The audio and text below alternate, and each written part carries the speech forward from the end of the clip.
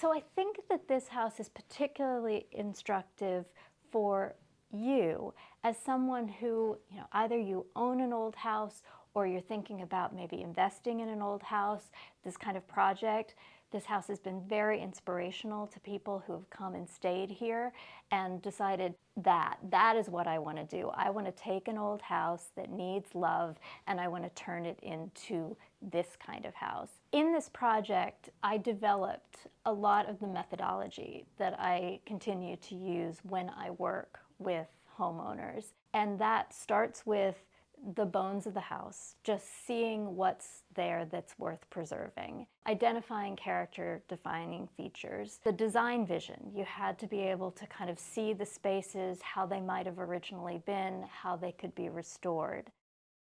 Pulling the team together. I mean, at that point, we knew a carpenter, a plumber, an electrician, a mason, a roofer. That was our team. They had worked on our house and we brought the gang back together and we worked on this house together, and a lot more, because this house was like at a different scale from what we had ever worked on before. And then coming up with the strategy. I mean, so we had to start with a lot of exploratory demolition to really even see what we were working with. We had to source all of our materials, figure out, where we were going to put the kitchen, where we were going to put bathrooms, all of that stuff. It was almost like we had the combination of what's here, what makes this house special, what do we definitely want to preserve no matter what, and all of these options. I mean, it was almost like a blank canvas because so much needed to be changed or updated or replaced. So it was just this,